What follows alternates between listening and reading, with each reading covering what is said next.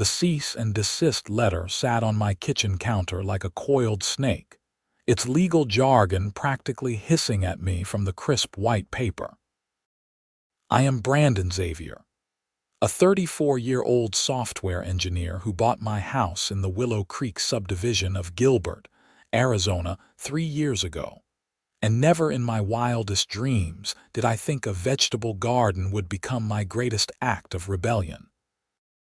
The letter was signed by Rhonda Garrison, president of the Willow Creek Homeowners Association, and it demanded I remove my front yard garden within 14 days or face daily fines of $100. My crime. Replacing my water-hungry lawn with raised beds of tomatoes, peppers, cucumbers, and herbs. In Arizona, where we are literally running out of water and the state government encourages xeriscaping and sustainable landscaping. I read the letter 3 times, my coffee growing cold beside me. The HOA bylaws they cited were from 1987, back when this development was built, and everyone thought grass lawns in the desert were a sign of prosperity rather than environmental stupidity. According to Rhonda's interpretation, my garden violated Section 4.2.7, which stated that front yards must maintain aesthetically pleasing landscapes consistent with desert residential standards. Apparently, food growing from the earth was not aesthetically pleasing. The irony burned like the Arizona sun on asphalt. For the past 2 years, I had been running a small farm stand at the end of my driveway every Saturday morning. My neighbors loved it. I sold fresh vegetables, herbs, and seasonal produce at prices that undercut the grocery stores, and everything was organic, grown without pesticides in soil I had spent years building up. Mrs. Patterson from 3 houses down bought tomatoes for her famous sauce. The Morrison family purchased fresh basil every week. Even Rhonda's own husband, Gerald, was a regular customer, always showing up early to snag the best bell peppers. The farm stand had become a community fixture. People would stop by just to chat, to learn gardening tips, to feel connected to where their food came from. I had neighborhood kids helping me plant and harvest, teaching them that vegetables did not magically appear in plastic packages. It was pure, wholesome, and good for everyone involved. But none of that mattered to Rhonda Garrison. I had seen her type before, the middle-aged woman with too much time and too much perceived power, treating the HOA presidency like she was running a small dictatorship. She drove a white Lexus SUV that was always immaculate, wore her blonde hair in the same style she probably had since college, and her voice had this particular nasal quality that could cut through concrete when she was displeased. I grabbed my phone and called my neighbor, Marcus, who lived 2 doors down and had warned me about Rhonda when I first moved in. "Dude, she actually did it," I said when he picked up. "The garden. She sent the letter." Marcus sounded unsurprised. 14 days to rip it all out or face $100 daily fines. That is insane. Half the neighborhood shops at your stand.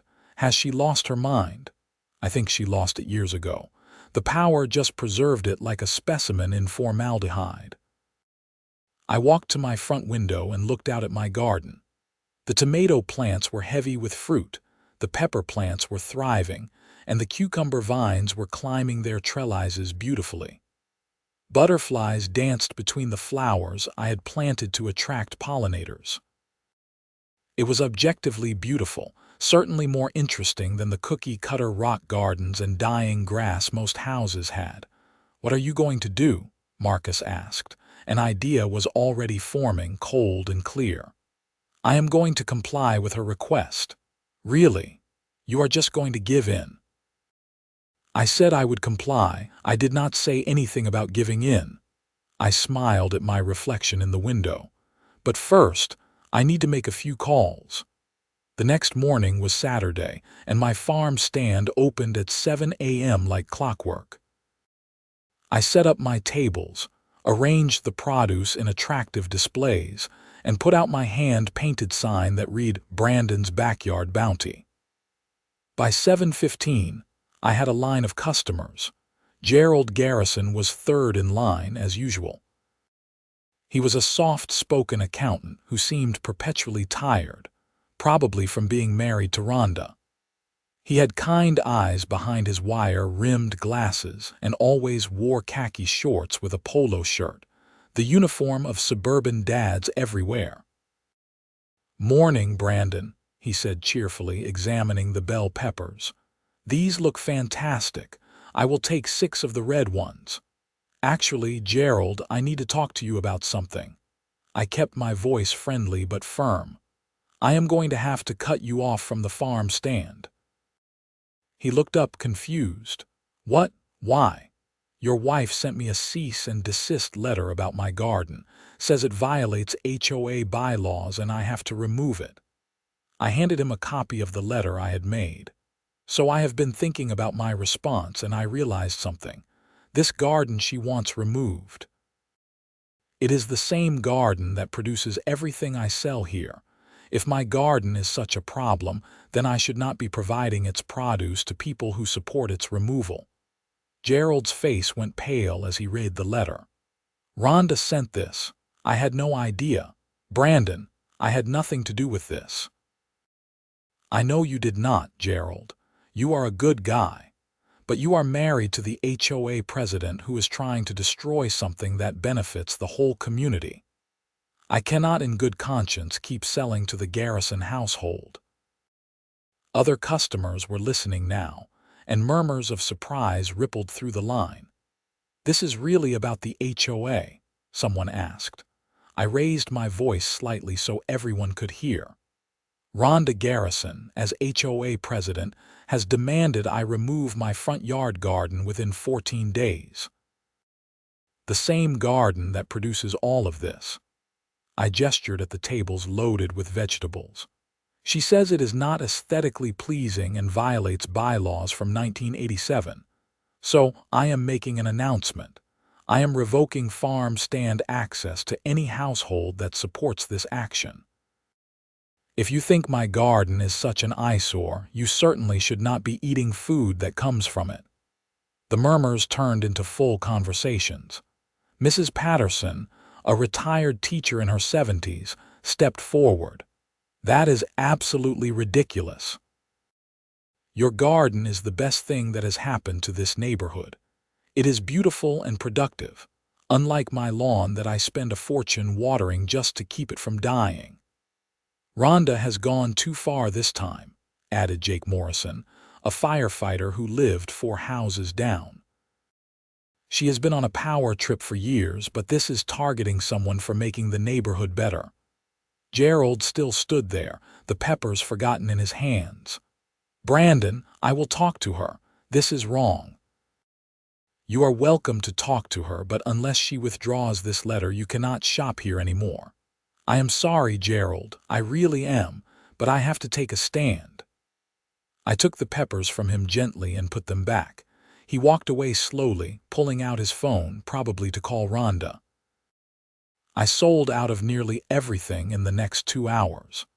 People were not just buying produce anymore, they were buying it as a statement of support. By 9:30, my tables were empty except for a few stray herbs, and I had a list of people asking me to keep them updated on the HOA situation. The real firestorm started Monday morning.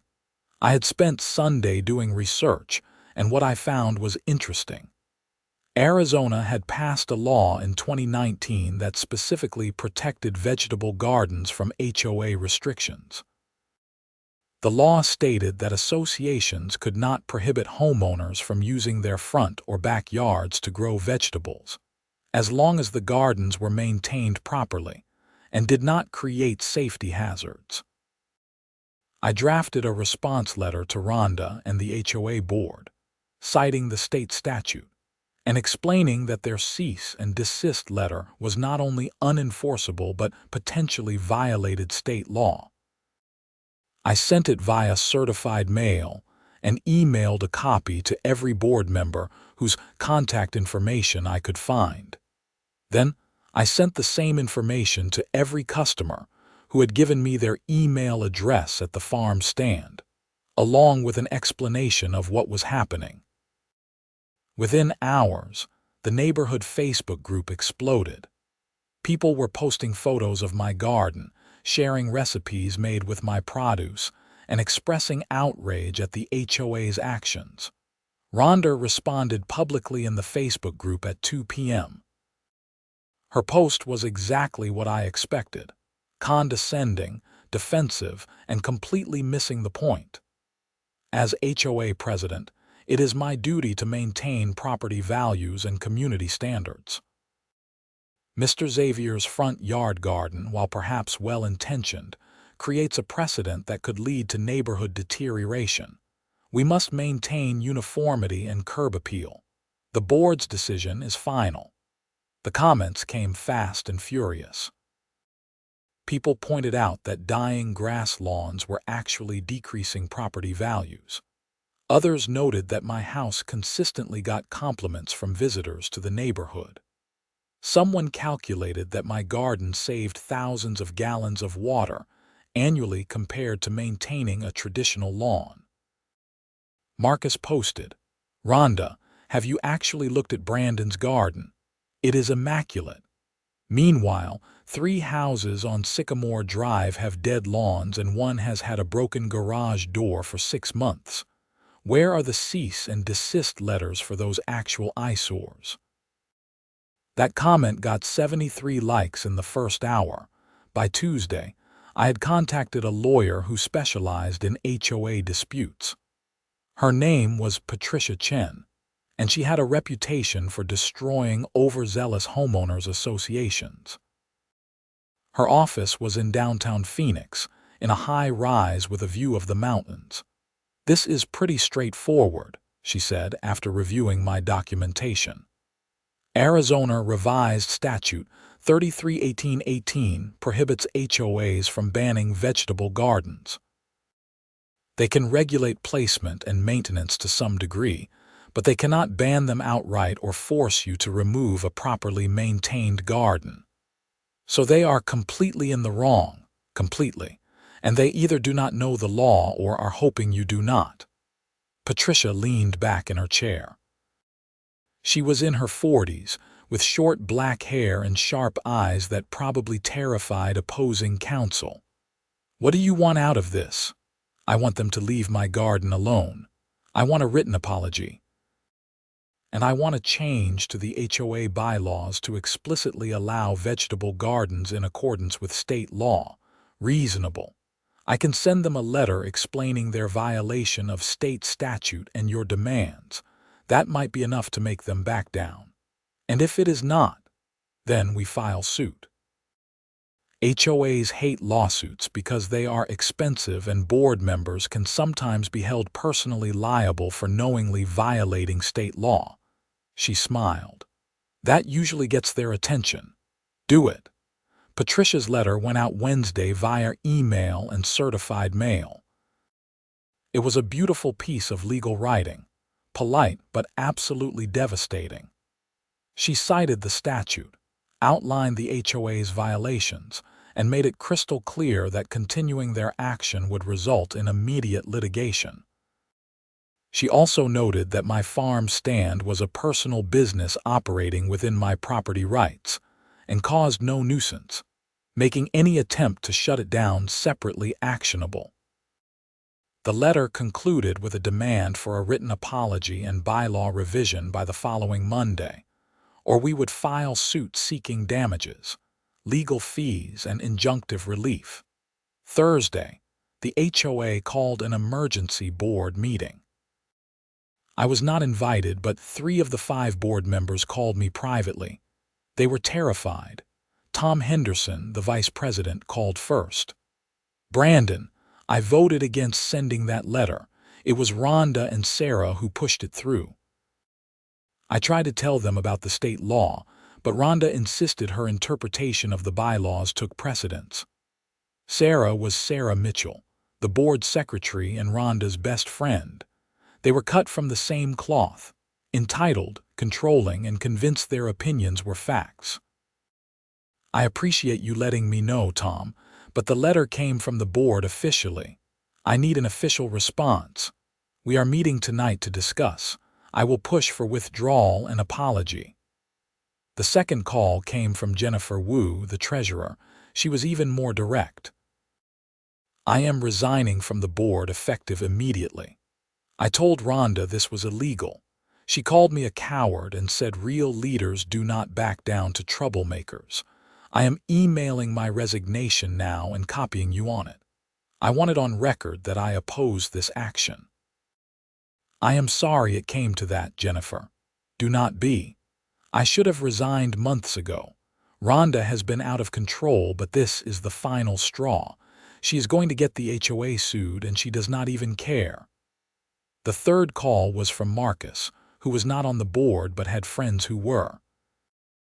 Dude, the meeting is insane. I am hearing about it in real time from Tom. Rhonda is doubling down.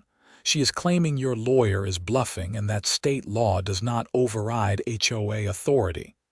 She is wrong, spectacularly wrong. Yeah, but she has convinced Sarah, and they are the majority with Jennifer gone.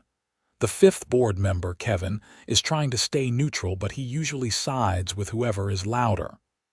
So they are going to reject the demands. Sounds like it. Tom says Rhonda is drafting a response right now calling your lawyer's letter frivolous and reaffirming their position. I thanked Marcus and immediately called Patricia. They are doubling down. Perfect. She actually sounded pleased. I was hoping they would. The case is airtight, and their refusal to comply after being informed of state law makes it even better. I will have the complaint drafted and ready to file Monday morning if they send a rejection. Friday morning, I received the HOA's official response. It was even worse than I expected. Rhonda had written it personally, and it was dripping with contempt. She claimed that my garden violated community aesthetic standards, and that my lawyer's interpretation of state law was creative but irrelevant to binding HOA covenants. She stated that the fines would begin on schedule, and that the board would not be bullied by legal theatrics. The letter also included a new demand. Cease operation of my farm stand immediately as it violated Section 6.1.4, prohibiting home-based businesses that generate customer traffic. I forwarded it to Patricia with a simple message, file the lawsuit. She responded 3 minutes later, already done. Complaint filed in Maricopa County Superior Court. You will receive a copy within the hour. They will be served Monday. That Saturday, my farm stand was bigger than ever. I had prepared for this, doubling my planting and harvest over the past 2 weeks. I set up twice as many tables and brought out everything I had.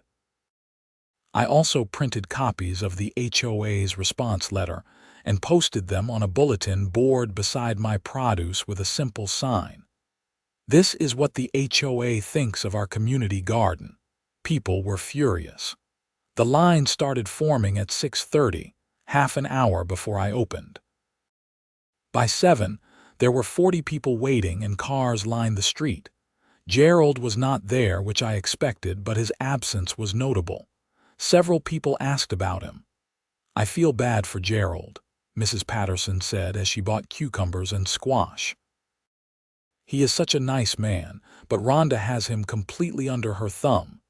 She treats him terribly in public, added another neighbor, Deanna. I have seen her snap at him at neighborhood events. It is actually uncomfortable to watch. The morning took on a carnival atmosphere. Someone brought donuts to share. Jake Morrison set up a folding chair and appointed himself my security guard, which was unnecessary but funny. People were taking photos and posting them online with hashtags like Support Brandon and Garden Rights. At 9 a.m., a white Lexus SUV pulled up across the street. Rhonda got out, her face tight with anger. She wore white capris and a coral blouse with oversized sunglasses that she kept on despite the overcast morning. She marched toward my farm stand like she was leading an army. "This is illegal," she announced loudly. "You are running a business without proper permits, generating excessive traffic and creating a public nuisance." The crowd went silent. I stayed calm, having anticipated this confrontation. "Good morning, Rhonda. Everything I am doing is legal. I am selling produce from my garden on my property. No permits are required for occasional sales of homegrown produce under Arizona law. You have 40 people here. This is not occasional, this is a commercial operation. I am open 4 hours a week. That is the definition of occasional." I kept my voice level and friendly, which I knew would irritate her more than arguing would. "And I have every right to have guests on my property. Just like you have the right to host your book club every Thursday that definitely has more than 40 people." Her face flushed red. "How dare you? I am the HOA president, and I am ordering you to cease this operation immediately." "Rhonda, you have no authority to order me to do anything. You are the president of a homeowners association, not a government official. And as of Monday morning, you are also a defendant in a lawsuit for violating Arizona state law." Gasps came from the crowd. Rhonda looked shocked that I had said this publicly. "You cannot sue the HOA. We have indemnification." "I am suing the HOA and you personally for knowingly violating state statute after being informed of the law. My lawyer seems to think that is a very strong case." Patricia had actually explained this to me. Board members who act in good faith are usually protected by HOA insurance, but board members who knowingly violate state law after being informed of it can be held personally liable. Rhonda's response letter would be exhibit in showing she knew about the state law and chose to violate it anyway. "This is harassment." Rhonda's voice was getting shrill. "I am calling the police. Feel free. I would be happy to have officers confirm that I am not breaking any laws." She pulled out her phone and actually called 911. I could hear her telling the dispatcher that there was an illegal business operation causing a public disturbance in Willow Creek. The dispatcher asked if there was an immediate threat or emergency. Rhonda said no, but insisted officers needed to come immediately to enforce the law. While we waited, the farm stand customers formed a protective barrier around my tables. It was not aggressive or threatening, but it was clear they were not going to let Rhonda interfere with the sales. She stood by her car, glaring at everyone, her phone clutched in her hand like a weapon. 2 Gilbert police officers arrived 15 minutes later in a patrol car. I recognized one of them, Officer Martinez, because his wife shopped at my stand regularly. "Morning, Brandon," Martinez said easily. "We got a call about a disturbance." "Morning, officer." "No disturbance, just my regular farm stand. Mrs. Garrison called because she is the HOA president and disagrees with my vegetable garden." The other officer, whose nameplate read Chen, looked around at the peaceful crowd of people holding produce bags. "This is the emergency." "People buying vegetables." Rhonda rushed over.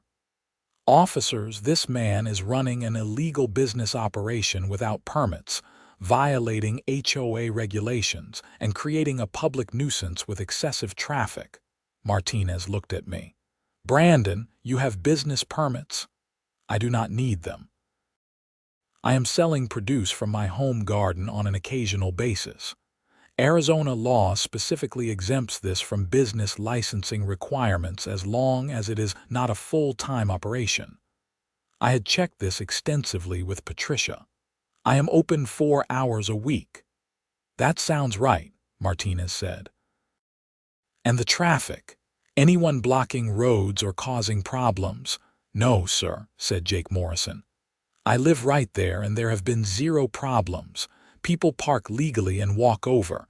It is quieter than a normal weekend morning. Officer Chen turned to Rhonda. Madam, I am not seeing any law being broken here. The HOA dispute is a civil matter, not a criminal one. If you have concerns about HOA rules, you need to address them through civil channels. But he is violating our bylaws. That is between you and him and possibly a civil court, Martinez said patiently. We cannot enforce HOA rules. That is not what police do. This is outrageous. You are refusing to do your jobs, Chen's expression hardened. Madam, we responded to your call. We have assessed the situation. There is no crime being committed, no public safety issue, and no disturbance except the one you are creating. I am going to ask you to calm down and step back. Rhonda looked like she wanted to explode, but even she was not foolish enough to argue further with police officers. She got back in her Lexus and peeled out, tires squealing slightly on the asphalt. Martinez shook his head. HOA presidents are something else. My wife talks about your garden dispute in the neighborhood group.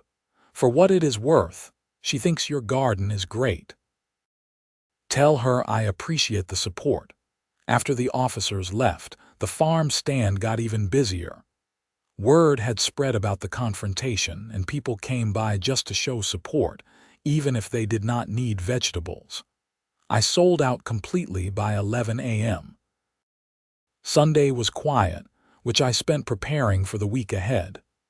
Patricia had sent me a copy of the lawsuit, and it was impressive. She was suing for injunctive relief to stop the HOA from enforcing their illegal demands, declaratory relief to establish that my garden was protected by state law, and damages for harassment and legal fees.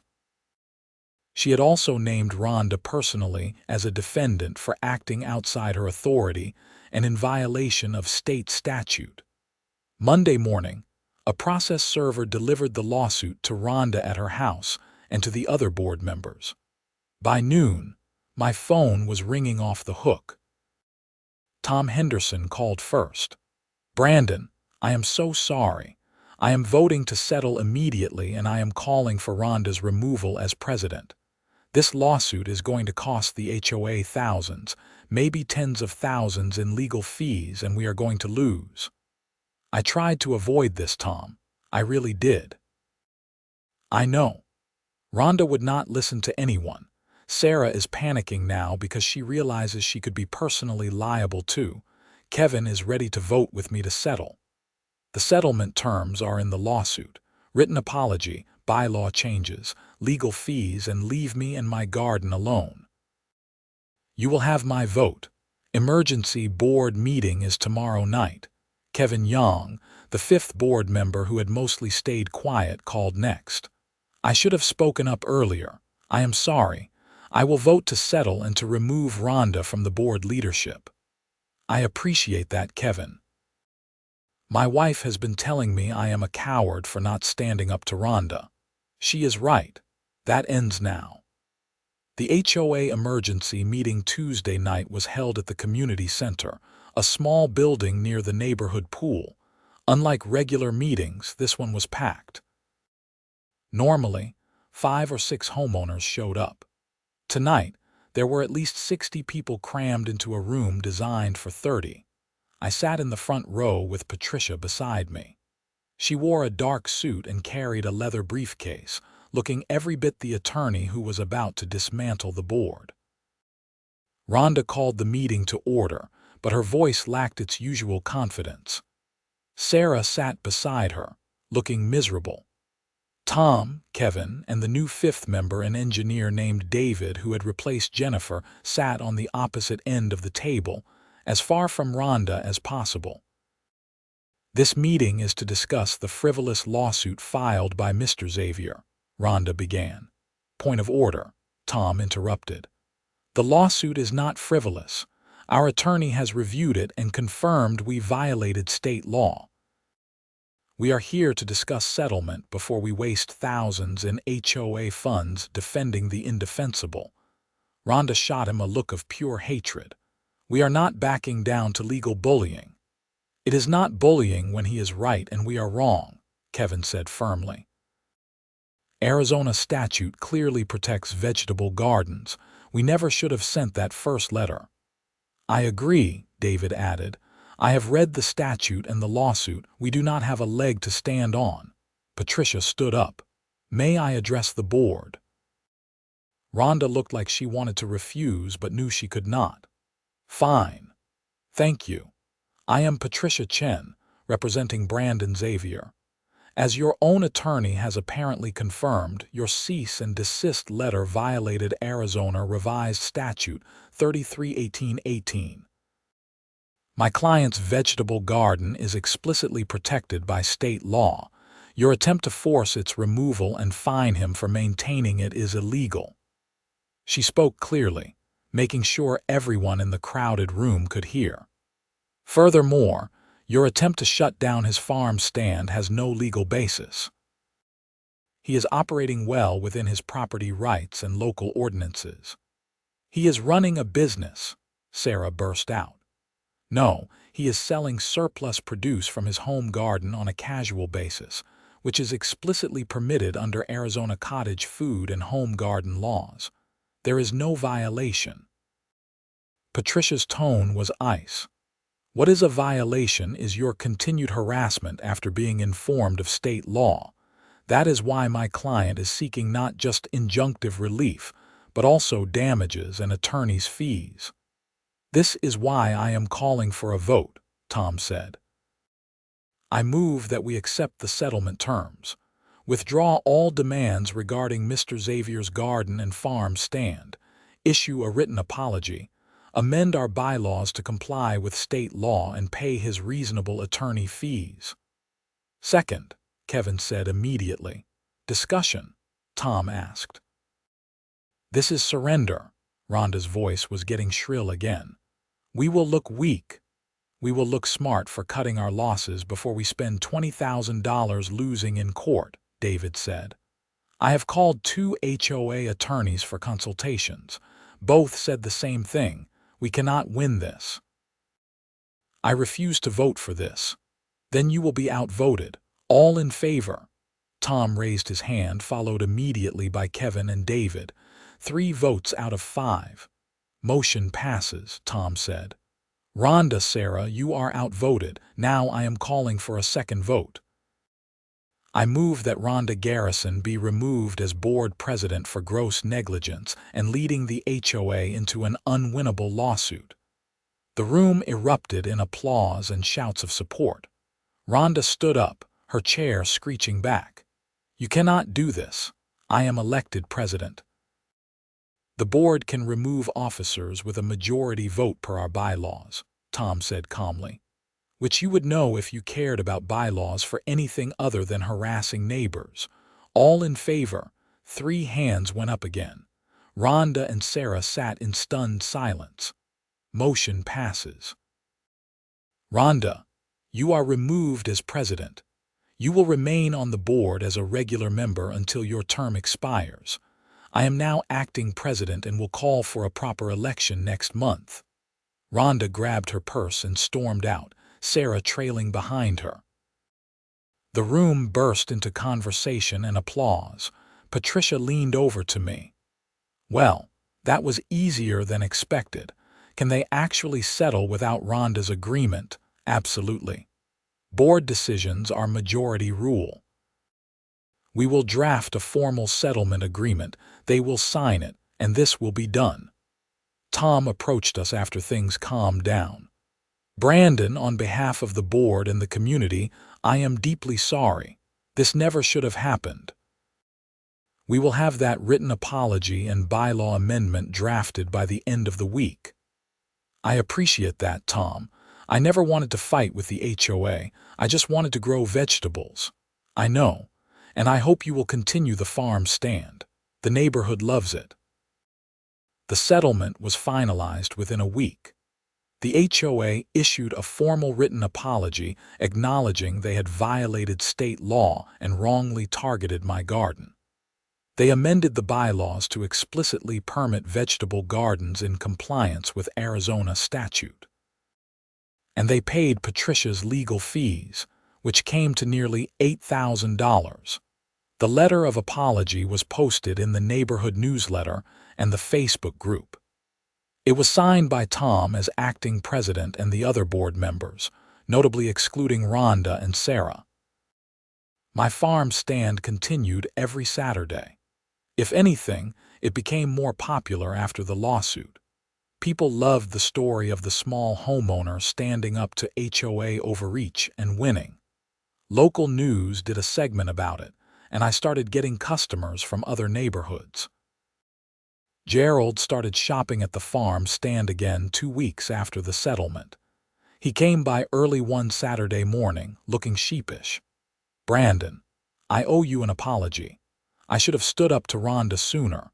I let her behavior slide for years because it was easier than confronting her." "Gerald, you are not responsible for her actions." "No, but I enabled them by staying silent. After this whole thing, I have been doing a lot of thinking." He paused, choosing his words carefully. "I have filed for divorce. I moved out last week and I am staying with my brother in Mesa." I had not expected that. "I am sorry, Gerald. I never meant to cause problems in your marriage." "You did not cause anything. You just held up a mirror that showed me what I had been ignoring." Rhonda's need for control, her complete inability to admit when she is wrong, the way she treats people who disagree with her. "I have been making excuses for years." He picked up a basket. "So I am starting fresh.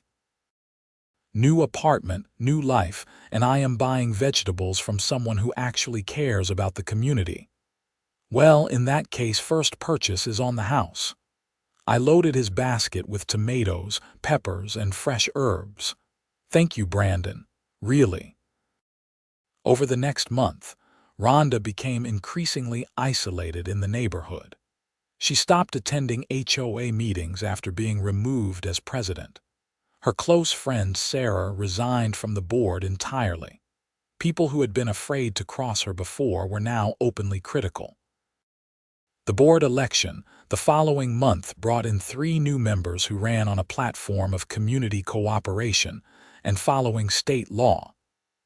Tom was elected president officially, and one of the new members was Marcus, my neighbor who had supported me from the beginning. "First order of business," Marcus said at his first official meeting. "I am proposing we use part of our common area budget to build raised beds for a community garden. Brandon has agreed to help design it and teach workshops." The proposal passed unanimously, with Rhonda abstaining. The community garden project became hugely popular, with 15 families signing up to participate. My own garden continued to thrive. I expanded it slightly, adding more perennial herbs and some fruit bushes. The farm stand became an institution.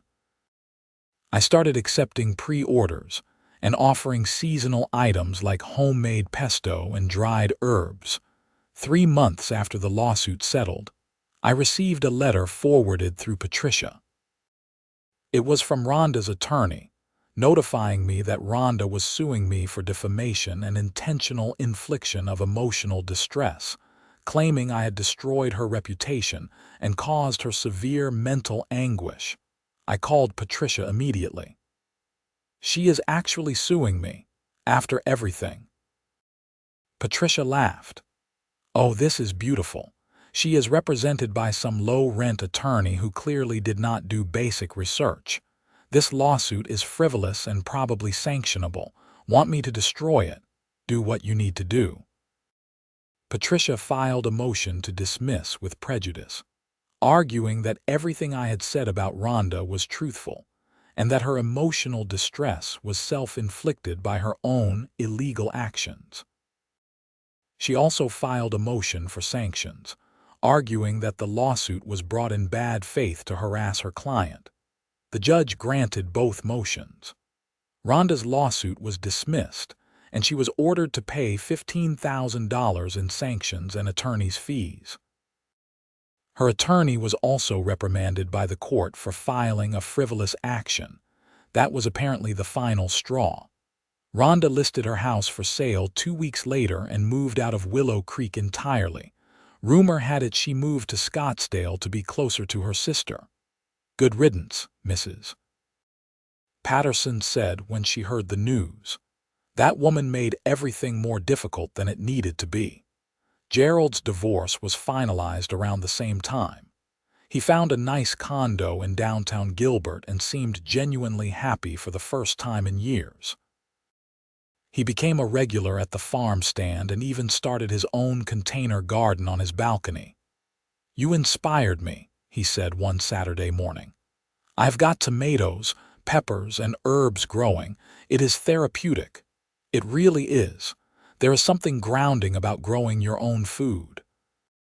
Rhonda thought hobbies were a waste of time. Everything had to be productive or impressive to other people. I forgot what it was like to do something just because it made me happy. The neighborhood transformed over the following year. More people started replacing their water-hungry lawns with desert landscaping and vegetable gardens. The HOA, under Tom's leadership, actively encouraged it, even offering small rebates for sustainable landscaping upgrades. The community garden flourished. Kids from the neighborhood elementary school took field trips to learn about growing food. We harvested hundreds of pounds of vegetables that first season, with surplus going to the local food bank. My farm stand expanded to include produce from the community garden, with proceeds split between the participants and the HOA to fund more community projects. It became a true cooperative effort. 1 year after receiving that first cease and desist letter, I was interviewed by Arizona Living magazine about sustainable urban agriculture. They did a full spread on my garden and the community garden project, with photos of the lush raised beds and happy neighbors. The article quoted Tom. "What started as an unfortunate dispute became a catalyst for positive change. Brandon showed us that sustainable living and community cooperation are not just possible but beneficial for everyone." They also quoted me. "I never set out to fight the HOA. I just wanted to grow tomatoes. But sometimes standing up for what is right leads to something bigger than yourself." This garden, and now our community garden, represents people coming together around shared values: sustainability, cooperation, and caring for each other. The magazine hit stands in September, during peak harvest season. My farm stand was busier than ever, and the community garden was producing so much food that we started hosting preservation workshops, teaching people to can, freeze, and dry their harvests. Sarah Mitchell, Rhonda's former ally on the board, showed up at one of the workshops. She looked nervous, approaching me while I was demonstrating how to blanch and freeze green beans. "Brandon, can I talk to you for a minute?" "Of course, Sarah. I owe you an apology." I supported Rhonda because we were friends, but I never really thought about whether she was right. I let loyalty blind me to the fact that she was wrong and hurting the community. Her voice was sincere, and she looked genuinely remorseful. "I am sorry for my part in all of that." "I appreciate you saying that, Sarah. It takes courage to admit when you are wrong. I have been working on being a better neighbor. I started volunteering at the community garden, and it has been really good for me. Humbling, actually, to work alongside people I used to look down on from the board. The garden has a way of keeping people humble. You cannot fake it with plants. Either you put in the work or they die." She smiled. "That is very true. Anyway, I wanted you to know I am sorry, and I am glad you did not back down. The neighborhood is better for it." By the second year, my garden had become a neighborhood landmark. People would drive by specifically to see it, especially during peak tomato season when the plants were heavy with red, yellow, and purple fruit. Real estate agents mentioned it as a selling point for houses in Willow Creek. Home in desirable Willow Creek neighborhood, near the famous community garden and farm stand. One listing read, property values which Rhonda had claimed to be protecting actually increased. The HOA board, now fully supportive of sustainable practices, instituted new guidelines that encouraged rather than prohibited vegetable gardens. They created an annual garden tour where homeowners could showcase their gardens, with prizes for best vegetable garden, best pollinator garden, and most creative use of space. I won Best Vegetable Garden the first year, which felt like vindication but also like closure. The fight was truly over. The garden had been accepted, celebrated even as part of what made Willow Creek special. My farm stand continued to grow, not in size but in quality and reputation. I started offering specialty items. Heirloom tomatoes in rainbow colors, rare pepper varieties, unusual herbs that restaurants could not easily source elsewhere. A few local chefs became regular customers, featuring my produce on their menus with credit. Garden fresh herbs from Xavier's Willow Creek Garden. One menu read, listing the basil, thyme, and oregano that went into their signature dish. Marcus, now a successful HOA board member, proposed another project, converting one of the unused common areas into a native plant demonstration garden with educational signage about desert ecology and water conservation. "We have momentum," he said at the board meeting. "People are excited about sustainability and community building. Let us keep it going." The proposal passed easily, and the native plant garden became another community gathering place, this one focused on education about the Sonoran Desert ecosystem. 3 years after that first cease and desist letter, I was invited to speak at a statewide conference on HOA reform. The conference was held in Phoenix, and attorneys, homeowners, and legislators attended to discuss ways to prevent HOA overreach and abuse.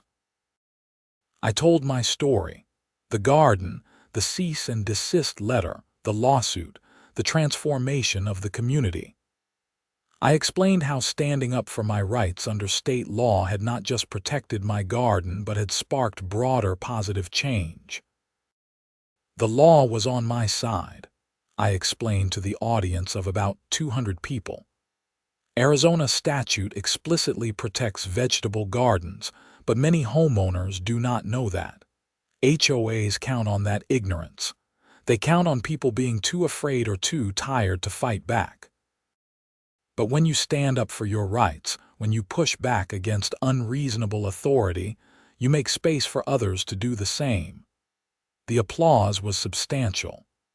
After the panel, dozens of people approached me with their own HOA horror stories, asking for advice and encouragement.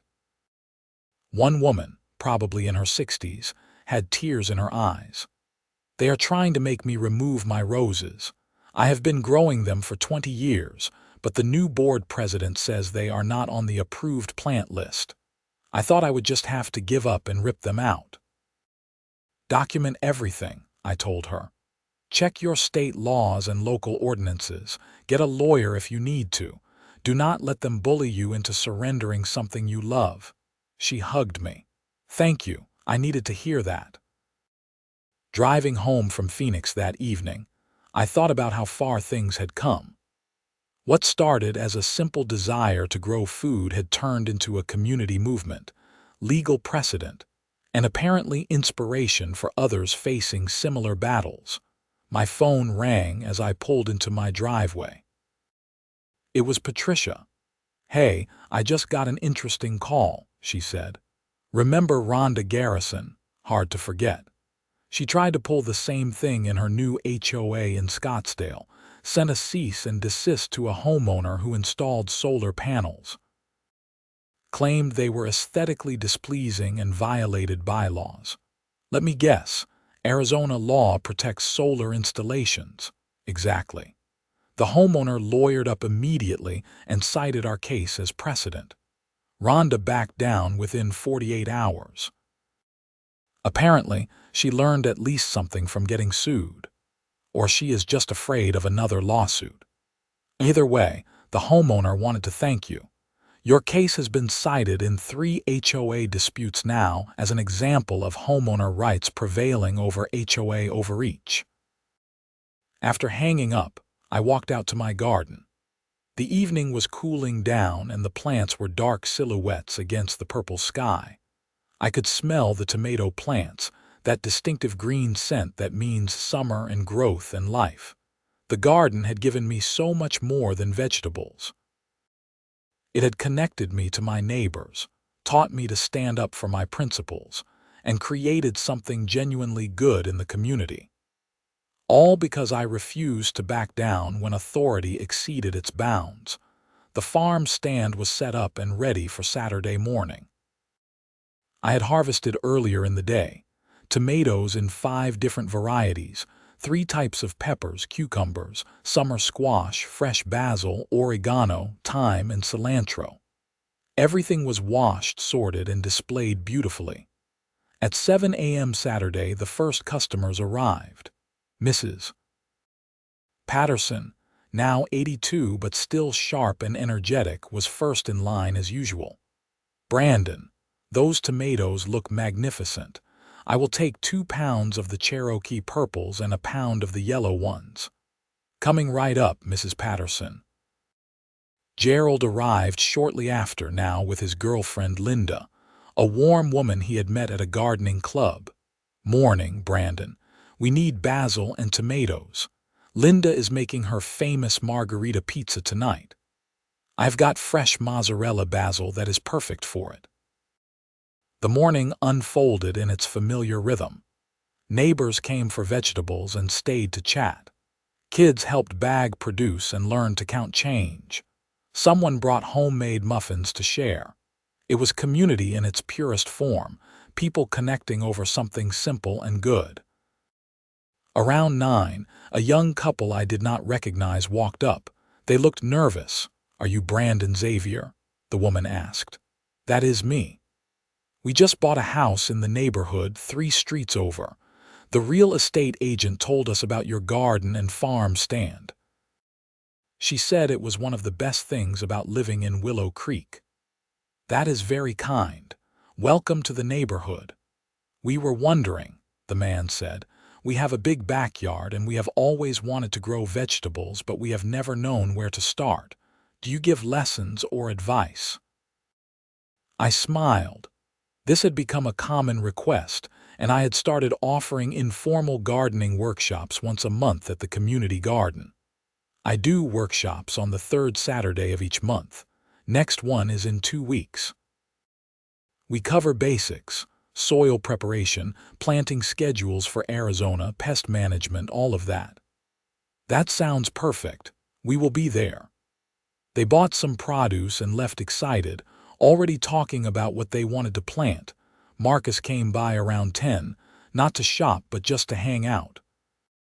He grabbed a folding chair and sat beside me. "You know what is wild?" he said. 3 years ago, this whole thing almost did not happen. If you had just backed down when Rhonda sent that first letter, none of this exists. No community garden, no garden workshops, no transformation of the HOA. I thought about backing down, I admitted. For about 5 minutes, it would have been easier. But you did not. No. Because backing down would have meant accepting that someone could tell me I could not grow food in my own yard, in a state that is running out of water, when growing vegetables uses a fraction of the water that grass lawns do. It was too stupid to accept. Well, I am glad you are stubborn. Me too. By noon, I had sold out of everything except some oregano and thyme. People took those too when I mentioned I was closing up, not wanting anything to go to waste. I packed up the tables and signs, waved goodbye to the last few neighbors, and went inside. My kitchen smelled like the tomatoes I had brought in for myself, that perfect summer scent that makes you happy just to breathe it. I made a sandwich with fresh mozzarella, my homegrown tomatoes and basil, a drizzle of olive oil and balsamic vinegar. It tasted like victory. My phone buzzed with a text from Tom. Board meeting Tuesday. Want to propose expanding the community garden again. Need your input on design. Free for coffee tomorrow, I texted back. Absolutely. 10 a.m. at the usual place. Perfect. I sat at my kitchen table, eating my sandwich and looking out at the garden through the window. The plants swayed slightly in the breeze, healthy and productive and beautiful. Sometimes I thought about Rhonda and what had driven her to fight so hard against something so harmless. Maybe it was insecurity. Maybe it was a need for control. Maybe it was just the corruption that comes from having a little bit of power over others. Whatever it was, she had lost, and the neighborhood had won, but more importantly, the garden had won. The principle that people should be free to grow food, to live sustainably, to make choices that benefit their community, that principle had prevailed. And every Saturday morning, when neighbors gathered around tables loaded with vegetables grown from the desert soil, when kids learned where food comes from, when people connected over something real and good, that principle was reinforced. My garden had started as a personal project, a way to save water and eat better. It became a battlefield and then a symbol.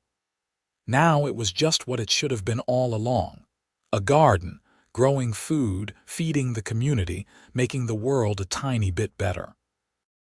I finished my sandwich and went back outside to water the new seedlings I had started for fall planting. The sun was bright, the sky was clear, and the tomato plants cast shadows on the ground like reaching hands. This was home. This was community. This was what happened when you refused to back down from what was right. And it was perfect.